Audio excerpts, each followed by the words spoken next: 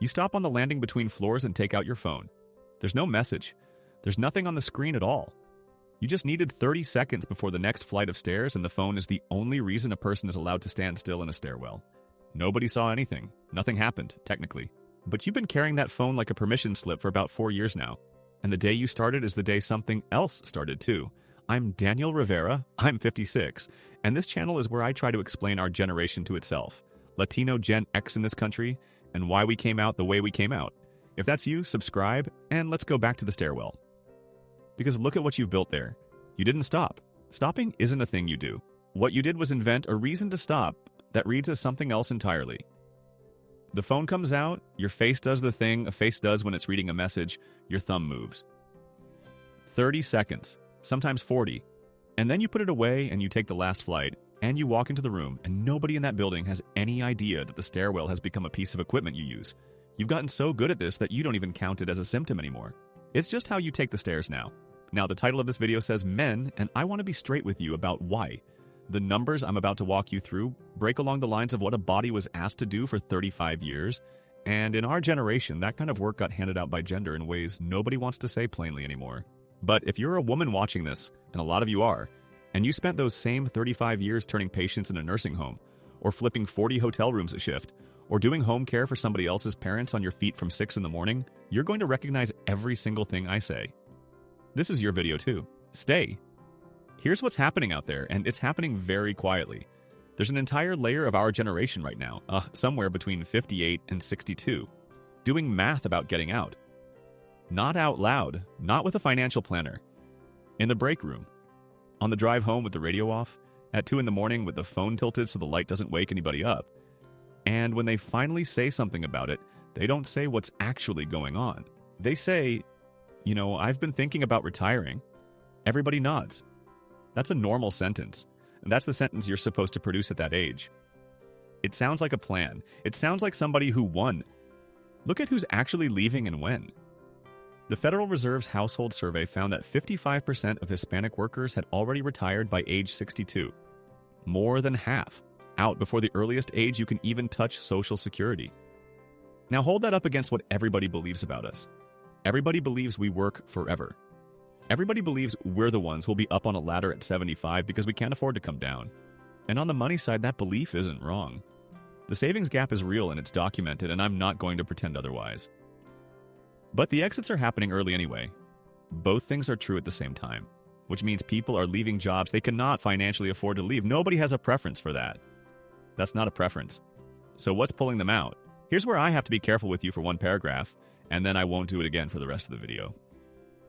The best data on this comes out of the Health and Retirement Study, and researchers at the Schwartz Center at the New School and the Economic Policy Institute have gone through it hard. Their samples are workers 55 and up.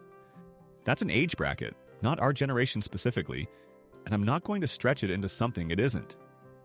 But it's the closest honest look anybody has, and here's what it says. More than 40% of older Black and Hispanic workers are in physically demanding jobs, compared to about a quarter of older white workers. And among people who retired involuntarily before 65, pushed out by health, by job loss, and by conditions that got worse instead of better, Hispanic workers were 60% of that group. 60%. That's the brutal reason. It isn't a mindset. It isn't culture in the way people usually mean that word. It's that an enormous number of us spent 3.5 decades in jobs where the body was the primary tool, and tools have a service life. Fine. The body ran out. That's sad, but it isn't shocking. Here's what's actually shocking, and it's the thing I want you holding for the rest of this video. The system doesn't have a box for that. I'll come back to it. First, I want to go backward, because a body doesn't just decide to quit at 59. That took decades of specific decisions, and almost every one of them was correct when you made it. There are 3 layers here, and each one goes deeper than the one before. The first layer has nothing to do with being Latino. It's about when we walked in. We showed up in the 80s and the 90s, right in the middle of a rewrite. The generation ahead of us walked into a deal where the company carried the risk. You put in your years, the company handed you a pension, and that pension did not care what your knees looked like. Then, somewhere around the time we were hitting our stride, that deal got quietly swapped for a different one. Now the risk was yours. Now, retirement was something you assembled yourself out of contributions and market timing, and a website you logged into twice a decade only to find out your password had expired. And this new arrangement had an assumption built into it. Nobody said it out loud, because saying it out loud would have sounded insane. The assumption was you'll be able to work until 67, continuously, in a formal job, for an employer who offers a plan. That is the math. That is the entire structure. So the rules changed in the middle of the game. You've heard that phrase your whole life, and it always sounded like complaining. It isn't complaining, it's a description. The terms for how you'd be paid for 40 years of work got rewritten while you were already 20 years in, and nobody sent a memo.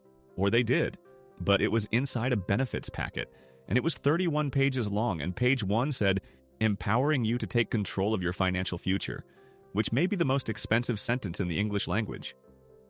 That's layer 1. And it hit everybody. White guys in warehouses got the same rewrite. Layer 2 is where it starts bending toward us specifically. Because the question isn't only what the retirement system assumed, it's what kind of job you were standing in when the assumption showed up. And for a very large slice of us, the job was one where the body was the asset.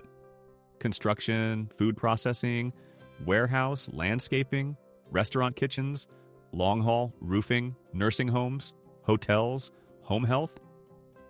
Work where physically demanding is a hilarious understatement invented by people who have never done it. The concentration isn't an accident of personality. It's about who was hiring. Who was hiring people with an accent? Who was hiring people without a 4-year degree? Who was hiring people whose uncle already knew the foreman? It's about English and papers and which doors a family already had a key to. Those doors were real, and they were generous, and they fed a tremendous number of people. They also had a ceiling made of cartilage. But there's something else in layer 2, and this part is less about economics and more about what work meant inside the house you grew up in. Let me say the lazy version first, so I can kill it before it gets in here. The lazy version goes, Latino men are macho. They won't see a doctor. They think pain is weakness. You've heard that from a podcast. Maybe you've heard a softer version of it from your own kids. I don't buy it, and I don't think it survives contact with the facts. Because when you actually go look at why the doctor visit didn't happen, you find things that have nothing to do with pride. You find health coverage attached to a job that didn't offer any. You find clinic hours that run 9 to 5, which is precisely the window when you are physically at work and cannot leave. You find that a day off isn't a day off. It's a day of pay that was already assigned to something. You find a front desk that only operates in one language, and you find a completely rational calculation that the doctor is going to say rest for 6 weeks, and 6 weeks does not exist. So what exactly are we doing here? That's not machismo, that's arithmetic. And arithmetic is a much better explanation than character, because arithmetic can be checked. What the culture did add was something quieter and honestly more beautiful, which is that work was the delivery system for love. In a lot of our houses, nobody sat you down and said, I love you and I'm proud of you and I think about your future constantly. What happened instead was that somebody left at 4 in the morning and came back at 7 at night. And the rent got paid and there was food, and that was the message. That was the entire letter. You just had to know how to read it, so you learned to read it, and then you learned to write it. That's how you say it now. Overtime is a love letter, the second job is a love letter. Working the holiday because it pays time and a half and somebody needs a deposit on an apartment. That's you saying something you were never given another vocabulary for. Which brings me to layer 3. This one doesn't apply to everybody, and if it isn't you, let it go by. No harm done. But if it is you, it might be the biggest one. You were the one who never called out. Not usually. Ever. You became the person the schedule was built around. And that happened partly because you're reliable by temperament, but mostly because at some point very early you worked out that being indispensable was protection. If they can't run it without you, they can't cut you. So you converted your body into job security. You took the shift nobody else wanted. You worked hurt, you worked sick, and you did it well enough that nobody ever had to find out. Go look at your boots, the ones by the door, check the heel. One side is worn down further than the other, and it's been that way for years. And it's been that way because you've been compensating for something on that side since a specific year you could probably name if you sat still with it. Your body has been keeping a written record this entire time. You just weren't the one reading it. Or the ice pack in the freezer. Not in a first aid kit. In the freezer, next to the food, in the rotation. So normal that nobody in the house has commented on it in a decade. That's the deepest lesson of the 3. Pain that doesn't get discussed doesn't count as pain. It's just Tuesday. Now, let me honor what all of that built, because I refuse to let this turn into a video about how you did it wrong. You did not do it wrong. What you developed was endurance, and endurance is not a character flaw. It's a genuine, high-level, expensive capacity to keep functioning past the point where most people stop functioning. It's rare. Most people don't have it, and never will. And look what it bought. It bought a family that ate every single day for 30 years without one interruption. It bought a kid with a degree or a trade or at absolute minimum a childhood where the lights stayed on. It bought money sent to somebody in another country who is alive right now partly because of it. It bought a house, or a real shot at one. It bought a reputation so solid that when they needed a body at 4 a.m. on a Sunday, they knew exactly whose number to call. And there is a kind of pride in that which I am not going to talk anybody out of. That endurance worked. It delivered. It was the correct strategy. And here's what nobody tells you about a correct strategy. Nobody tells you when it starts charging interest. There's no notification. Endurance doesn't send a statement. It just starts quietly deducting, and by the time you look at the balance, it's been running for 20 years. So let me lay out what it costs. There are 4 costs. They don't arrive together, they arrive in order, and the 4th one is the actual reason I made this video. The first cost is the one you can verify today in 30 seconds without getting up. Your day off is no longer rest. It's repair. Test it. Think about your last real one. Was any part of it about pleasure, or was all of it about getting the body back to a condition where the next morning is survivable? The nap that isn't a nap, it's maintenance. Heat on the back, leg up, the whole day quietly organized without you ever deciding it around a single objective. Be operational again by 6. You didn't choose that. It arrived by degrees the way a room gets darker, and it means the ratio has flipped. You're not working 5 days and living 2. You're working 5 and recovering 2, which, if we're being precise, means you're working 7. Second cost. This one is harder, and I want you to stay with me even if it stings, because it stings for a reason. You may have started calling it retirement because retirement is a word with dignity in it. Think about how you've actually been talking about this. When it comes up with a coworker, a brother-in-law, your wife, what's the sentence? It's, I'm thinking about retiring. It's, I've been thinking about getting out. It's, I've put in my years. What it never is, not once, is, my body can't do this anymore. I don't think that's dishonesty. I think it's the last thing you have left to protect, and you're protecting it, which is what you do. Because I'm retiring describes a person who finished. I can't do this anymore describes a person who broke. Those are 2 completely different men in the eyes of everyone who has been looking up to you for 30 years, and you know precisely which one you'd rather be. So you picked the better word. Anybody would. But here's what the better word costs. When you use the language of choice, everybody around you hears choice. Your family hears it. Your employer hears it. And the system hears it. And they all respond to choice, which means nobody offers you a modified role or a different position or a conversation about what might have made this last another 3 years, or a serious look at whether any of this is documentable. Why would they? You told them you were retiring. You told them you won. You have been managing everyone's perception of you since you were 19 years old. You're so good at it now that it runs in the background, and it is quietly costing you options you don't even know you're declining. Third cost. This is the permanent one. The exit gets priced as though it were a choice. 62 is the earliest you can claim Social Security. If your full retirement age is 67 and you claim at 62, the monthly check is reduced by up to 30%. Not temporarily, not until you catch up. For the rest of your life. The Social Security Administration is completely clear about this. It's permanent, and it's why every financial person alive tells you to wait. Wait? With what? That's the part the advice always skips. The advice assumes waiting is free. But if you're out at 61 because the shoulder is finished, then between 61 and 67, there are 6 years of rent and groceries and a car that still needs tires. And there's a second gap sitting right on top of that one because Medicare doesn't start until 65. So that's 3 years out of work, with a body that just proved it isn't invincible and no employer plan. So you claim at 62. Of course you do. It's the only door in the room. And you take a permanent reduction for the rest of a life, which, and this is the part that actually gets to me, is statistically likely to be a long one. Hispanic Americans tend to have higher life expectancy at 65 than the general population. So the smaller check gets carried further. The endurance doesn't stop at the exit. It follows you through it and stretches the reduced number across more years than most people will need to stretch it.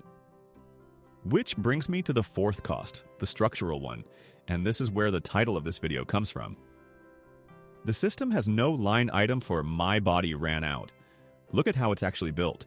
It has a category for choosing to stop early, and it penalizes that permanently, and philosophically that penalty makes sense. You're taking the money sooner, so you take less of it per month. Fine. It has a separate category for disability, but disability requires a specific kind of documented, adjudicated, one clean diagnosis version of broken. 35 years of accumulated wear spread across a back and 2 knees, and a shoulder is frequently not that. It isn't one injury. It's slow subtraction, and slow subtraction does not fill out a form well. So a person who wore out in the most literal, physical, measurable sense possible walks up to the system, and the system looks at the boxes available and it files them under "chose to stop early." That's it. That's the whole thing. The people who did the most physically consequential work in this economy get scored in the arithmetic that determines their income until they die as the people who most wanted the time off. And that is the sense in which this generation is upsetting the system. Not by protesting, not by organizing, by arriving in numbers on schedule right now at a door that was designed around a different kind of career and quietly proving the door was built wrong. Every early claim is a data point saying the model assumed a body it never bothered to check on. So let me tell you what I think is actually happening in that stairwell, because I don't think it's what you think it is. You think you're quitting. You've been sitting with that word for months. Quitting, folding, tapping out, whatever version of it runs in your head on the landing. I think you're doing exactly what you've been doing since you were 19. Because what are you actually protecting? Run it out. Why does it matter so much whether you get out at 61 instead of 65? It isn't about a beach. Nobody in this conversation is thinking about a beach. You're thinking about the version where you don't stop, where you push 4 more years and something goes. The back fully goes, or the heart, or you come down those stairs wrong. And then you're not the one carrying anymore. You're the one being carried. Somebody's scheduling your appointments. Somebody's driving you. Your kids are having a conversation about you in another room, in a lowered voice, the same way you once had a conversation about your own parents. That outcome is what you have spent your entire adult life preventing. That's the whole project. That's what all of it was for. So leaving early is not the end of the caretaking. It's the last move in it. You're getting out while you can still choose the terms, specifically so that nobody has to choose them for you later. That's not weakness, and it isn't surrender. It's the same instinct that had you out the door at 4 in the morning, aimed at the same target it was always aimed at. It just finally, after 5 decades, includes you in the calculation. The endurance didn't stop. It changed direction. And I want to suggest one small thing, and then I'll leave you alone about it. Say the true sentence to exactly one person. Not to the whole family, not at a dinner, not as an announcement. One person, the one who's earned it. And it isn't a speech, it's this. This isn't what I want, it's what my body decided. 9 words. I'm telling you this for a practical reason, not a therapeutic one. Because the moment that sentence exists out loud in the world, other doors become visible. A modified role, a different shift, a conversation with somebody who actually knows how this system works and might find you an option you don't know exists. None of those doors open for a man who's retiring. Some of them open for a man whose body gave notice. And if you decide not to say it, that's a legitimate answer too. That privacy has protected you for 35 years and it has real value. I only want the silence to be a decision you're making today, at 58, with all the information in front of you and not a rule you inherited at 19 and never went back to look at. So, the landing between floors, the phone with nothing on it, 30 seconds, sometimes 40, nothing has changed, thing. You're still going to put it away and take the last flight and walk in there and do the day because that's who you are and one video isn't going to touch that. But those 30 seconds have a name now. They're not weakness, they're not aging, and they're not you getting soft. They're notice.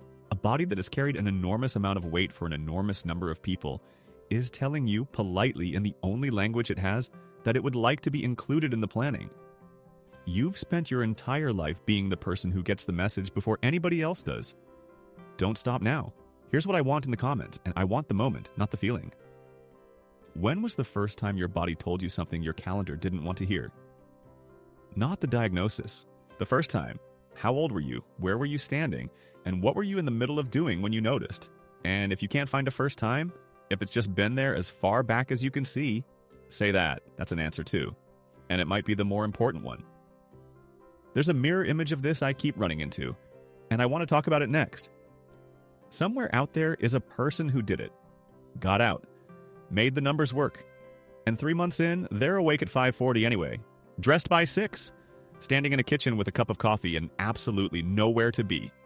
And it is not peace, it's the loudest room they have ever stood in. We should probably talk about that one.